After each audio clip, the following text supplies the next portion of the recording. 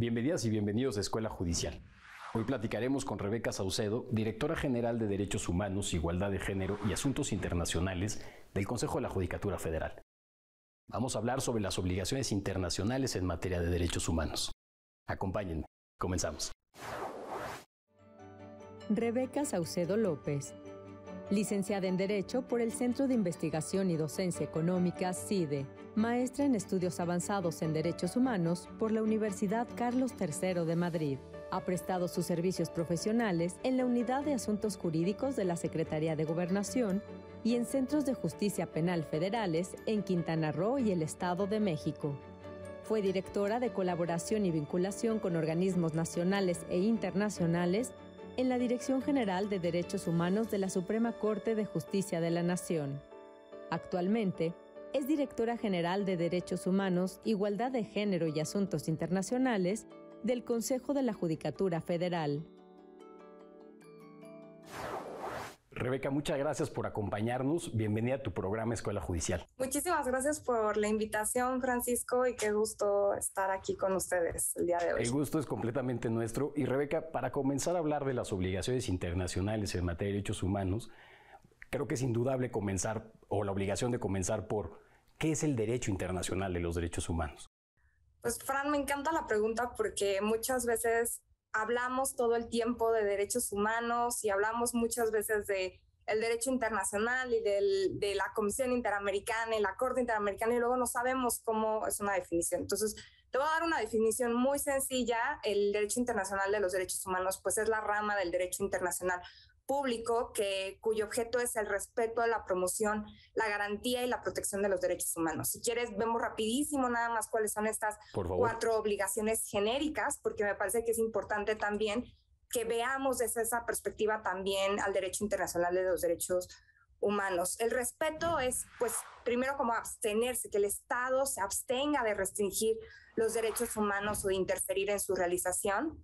La obligación de protección ya es, digamos, más que una obligación de no hacer, como es la del respeto, es una obligación de hacer. ¿De acuerdo? De que se protejan a las personas y a los grupos de personas de las violaciones de los derechos humanos por parte pues en general de los estados, pero también, y ahorita quiero que también lo hablemos, de actos también realizados por particulares. Eso me parece que es un desarrollo muy importante y que se ha venido dando también.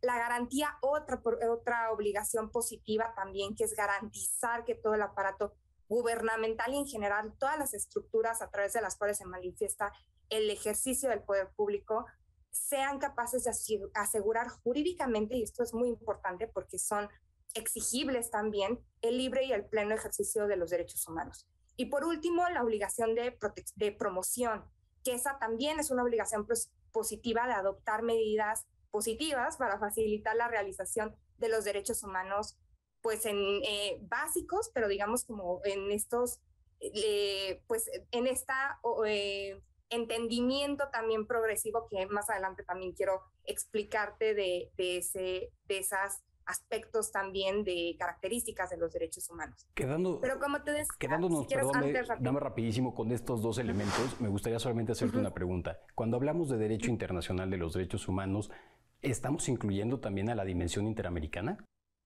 Claro, por supuesto. O sea, cuando hablamos de los derechos, del derecho internacional de los derechos humanos, me parece que tenemos pues tenemos una dimensión muy importante que son todas las obligaciones que provienen del sistema de Naciones Unidas. Pero también el derecho internacional de los derechos humanos tiene también una dimensión regional y este aspecto también es importante porque tenemos también, nosotros en América Latina y bueno, en el continente americano en general, tenemos un sistema interamericano que es el que, digamos que regionalmente también protege los derechos humanos de las personas. Entonces me parece también importante que nos manejemos como en esas dos dimensiones, digamos, como este derecho internacional de los derechos humanos que proviene de las Naciones Unidas y cuyo origen es la Declaración de los Derechos Humanos del Hombre en ese momento, y quiero remarcar aquí porque pues también son para las mujeres y para todas las personas de la diversidad sexual. Pero, bueno, en ese momento se habló de la Declaración de los Derechos Humanos del Hombre Y ahora tenemos este cuerpo también que tenemos que movernos en ese entendimiento del, digamos, el derecho internacional de los derechos humanos entendido como un todo, ¿no? Estas 4 obligaciones generales que nos mencionabas, que entonces entiendo vienen no solamente desde el sistema nacional, desde el sistema de Naciones Unidas, sino también desde el sistema interamericano, y me imagino que en otros espacios regionales de los cuales México no es parte, ¿no? Pensemos tal vez el modelo africano, el modelo europeo. Sin embargo, estas 4 obligaciones generales son obligaciones para el Estado mexicano, ¿cierto? Exactamente, claro, eso es súper importante y quiero también como empezar, digamos, a lo mejor ya me estoy yendo un poco más adelante, pero hay Perfecto. hubo una incorporación muy importante en los últimos años y me parece que hay un momento especial o culmen que es a partir de esta reforma constitucional de junio de 2011 y con la reforma al artículo primero constitucional. Rebeca, antes de dar ese paso, me permitiría solamente hacerte una última pregunta, y es precisamente, claro, ¿dónde podemos encontrar estas 4 obligaciones? Porque hablamos de los modelos de Naciones Unidas, hablamos del conjunto de protección regional, sin embargo, ¿cuáles son las fuentes de estas obligaciones? Pues hay un montón de tratados internacionales en la materia, desde el Sistema Universal de los Derechos Humanos, que es este sistema de Naciones Unidas, pues está como primero, decíamos, la Declaración Universal de los Derechos Humanos, está digamos, como carta magna internacional, por así decirlo, básica. Hay un Pacto Internacional de Derechos Civiles y Políticos, el Pacto Internacional de Derechos Económicos, Sociales y Culturales, que son convenciones que tienen también muchísimos derechos en estas 2 dimensiones.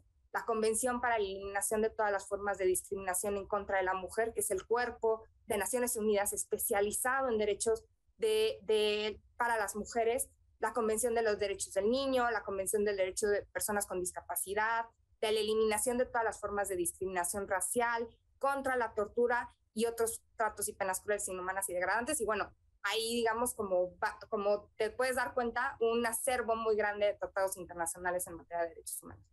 Desde el Sistema Internacional Interamericano de Derechos Humanos, pues también tenemos muchas convenciones. Tenemos esta Convención Americana sobre Derechos Humanos, que está de carácter general, pero también tenemos el protocolo adicional a la Convención Americana sobre Derechos Humanos en materia de derechos económicos, sociales y culturales, mejor conocido como el Protocolo de San Salvador, la Convención Interamericana para Prevenir, Sancionar y Erradicar la Violencia contra las Mujeres, que es el cuerpo interamericano especializado en violencia contra las mujeres, y por ejemplo, la Convención Interamericana para Prevenir, Sancionar y Erradicar la Tortura, que bueno, como ves, también otra vez tenemos un montón de convenciones y un acervo muy grande de una base ya cristalizada de derechos humanos. Rebeca, vamos a una breve pausa. A nuestra audiencia, por favor, no se desconecten. Apenas comenzamos y estás viendo Escuela Judicial.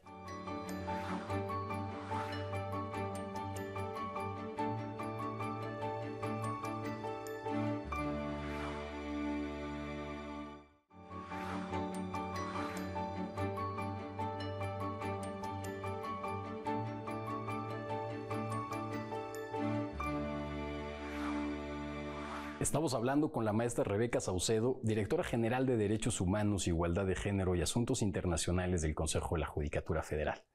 Rebeca, hace unos momentos nos mencionabas acerca de 4 obligaciones generales que tiene el Estado mexicano, cuáles son las fuentes donde podemos consultarlas. Pero también hacías mención de la reforma constitucional de 2011 y que en 2021, obviamente, cumple su primera década. En este sentido, ¿cómo ha sido la recepción del derecho internacional de los derechos humanos para el Estado mexicano? Pues mira, creo que para hablar de eso, primero les invito también a leer y a realmente vivir el artículo primero constitucional, que a mí me parece bellísimo y se hace a partir de, se reforma a partir de esta reforma constitucional que mencionábamos de junio de 2011. Y en el primer párrafo, y va a sonar súper legalista, pero me gusta mucho el contenido de este primer artículo porque dice: en los Estados Unidos mexicanos, todas las personas gozarán de los derechos humanos reconocidos en esta Constitución y en los tratados internacionales. Y esto fue un cambio de paradigma enorme. O sea, en el tercer párrafo, por ejemplo, dice aquí, todas las autoridades en el ámbito de sus competencias tienen la obligación de, y aquí es en donde incorporamos estas obligaciones que hablábamos hace un momento generales, promover, respetar, proteger y garantizar los derechos humanos de conformidad con los principios de universalidad, interdependencia, indivisibilidad y progresividad. Y también dice, el Estado deberá prevenir, investigar, sancionar y reparar las violaciones a los derechos humanos. Entonces, vemos estas obligaciones generales que ya hablábamos de respetar, proteger y garantizar y promover, pero también vemos este segundo grupo de obligaciones específicas, que son la de prevenir, investigar, sancionar y reparar las violaciones de derechos humanos. Aquí en el caso, por ejemplo, de las personas juzgadoras, en donde principalmente se ubican las obligaciones estas específicas, es en este aspecto de sancionar y reparar las violaciones a los derechos humanos, pero también digamos que el Poder Judicial en términos genéricos a través de sus resoluciones también puede contribuir a sentar bases para la prevención y la investigación de las violaciones a los derechos humanos, ¿no? ¿Cómo podría contribuir a esto? Pues mira, creo que hay también, me gustaría también como regresarme un poquito, porque creo que hay dos momentos también súper importantes en la incorporación, y creo que esto también va a servir para contestar tu pregunta. Hubo un punto muy importante después de esta reforma, que fue la emisión de la sentencia en el expediente Varios 912-2020.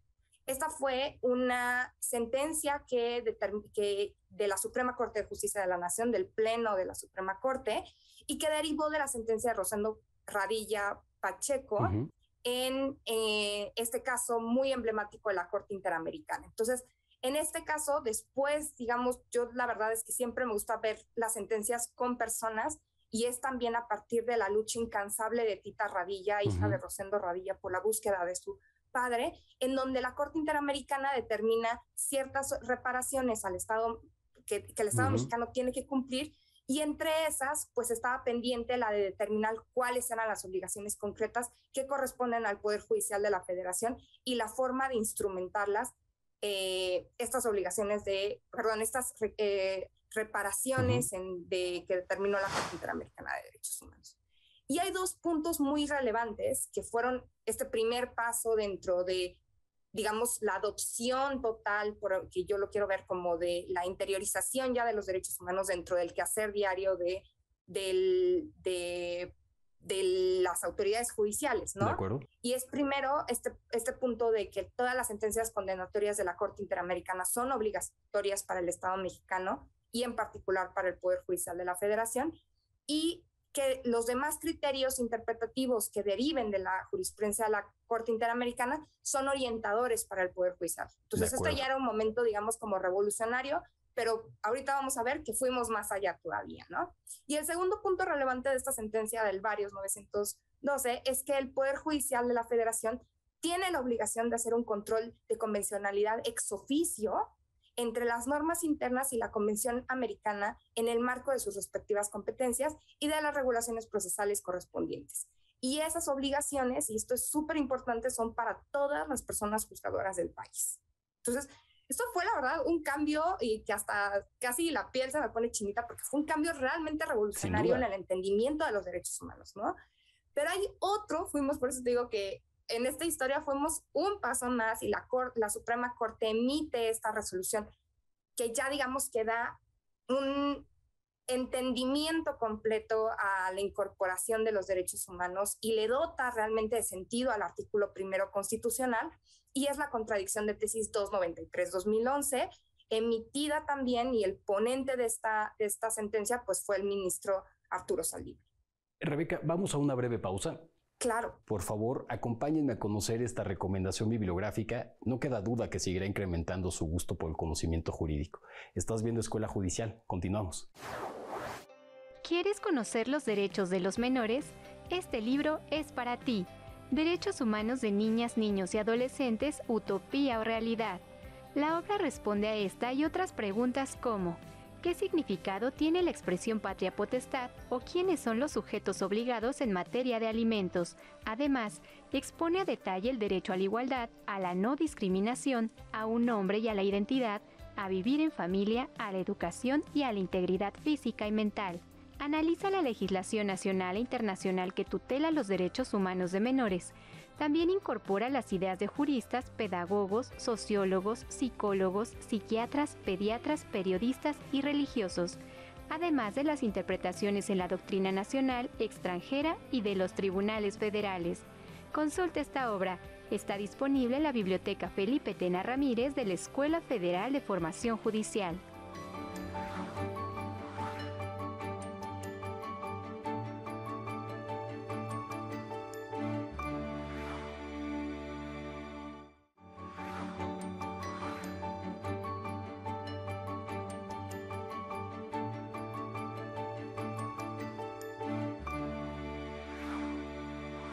Gracias por continuar con nosotros. Rebeca, hace un momento platicábamos precisamente de la incorporación, de la recepción del derecho internacional de los derechos humanos en el Estado mexicano. ¿Cómo se ha incorporado precisamente los parámetros, los estándares de cumplimiento de estas obligaciones también al sistema jurídico de México?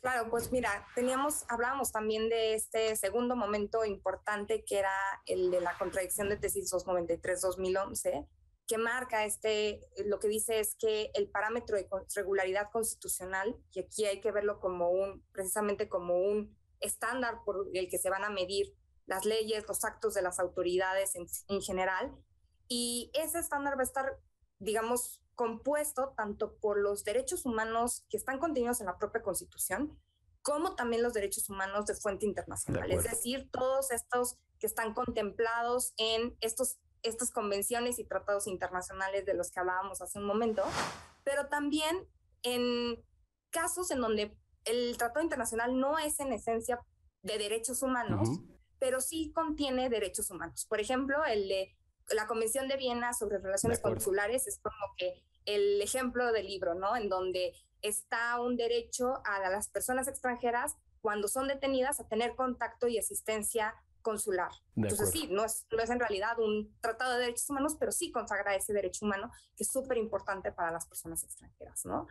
Y entonces esto creo que los estándares se nutren también tanto de lo que dicen las convenciones, pero bueno, las convenciones y los tratados y los derechos también contenidos en la Constitución están en términos demasiado abstractos, pero esos estándares se van construyendo a partir de pues las resoluciones, por supuesto, emitidas por los tribunales, principalmente, por ejemplo, en este caso, la Suprema Corte, también por la Corte Interamericana de Derechos Humanos, por las resoluciones de los comités que interpretan también las convenciones, el comité, por ejemplo, de los derechos del niño, el comité de las personas con discapacidad, el comité para la eliminación de la discriminación racial, todos, digamos, el sistema de Naciones Unidas tiene comités específicos, pero también, por ejemplo, en el sistema interamericano hay muchas relatorías, y las relatorías también tratan de nutrir esos espacios que tenemos para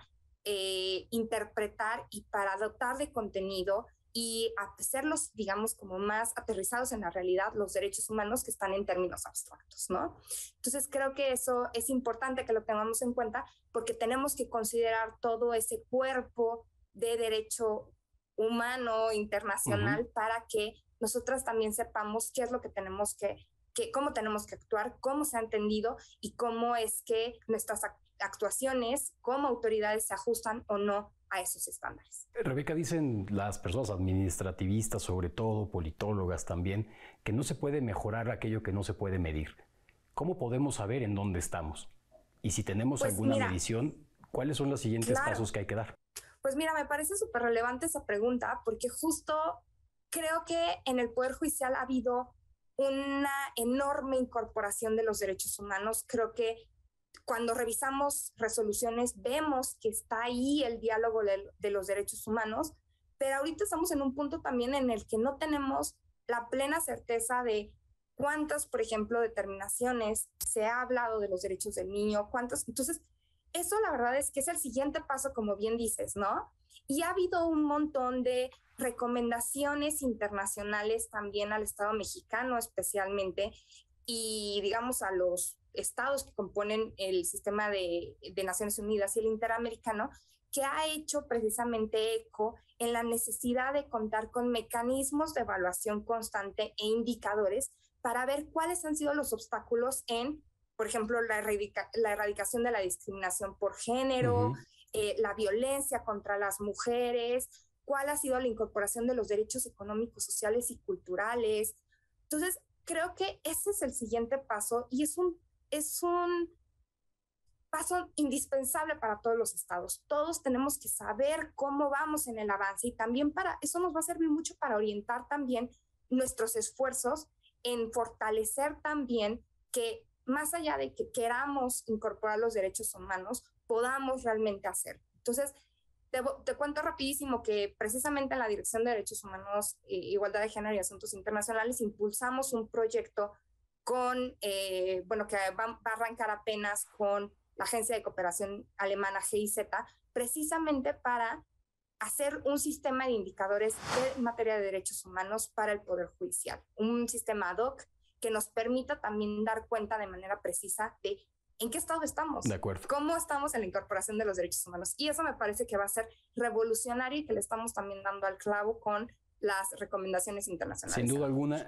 Rebeca, estaremos muy atentos y atentas en la Escuela Federal de Formación Judicial, precisamente para incorporarlo a nuestros mecanismos de profesionalización y capacitación del despacho judicial. Rebeca, muchas gracias por habernos permitido platicar contigo y sobre todo por darnos tantas claves para entender esta materia. No, muchísimas gracias a ti, Francisco, y a toda la Escuela Judicial por la invitación, y pues estaremos también muy al pendiente de estos avances y pues en contacto siempre para colaborar y poder dotar de herramientas útiles al personal jurisdiccional. Muchas gracias, Rebeca. Muchas gracias a nuestro auditorio. Gracias por seguirnos. Les dejamos una dosis de nuestra cultura. Esto fue Escuela Judicial. Nos vemos en la próxima.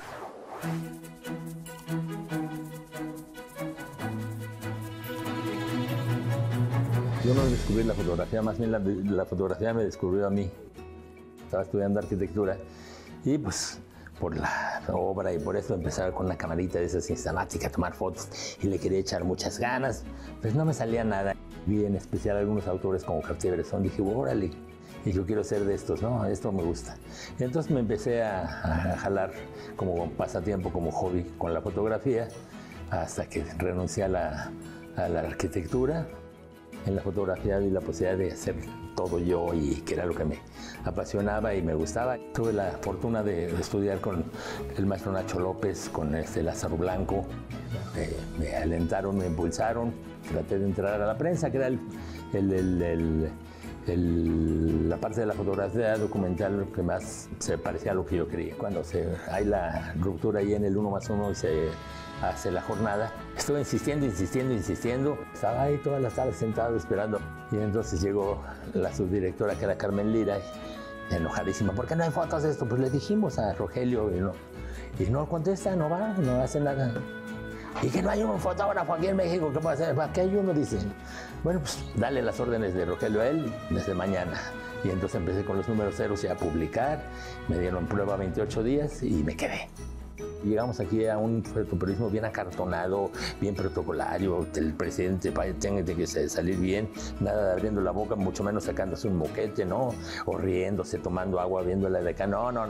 El presidente, todos esos tabús que había en cuanto al fotoperiodismo, fue una época coyuntural que empezaron los hermanos Mayo, Nacho López, Héctor García y otros varios, Bordes Mangel, otros varios fotógrafos que empezaron a romper con ese estaticismo de la fotografía protocolaria de prensa, ¿no?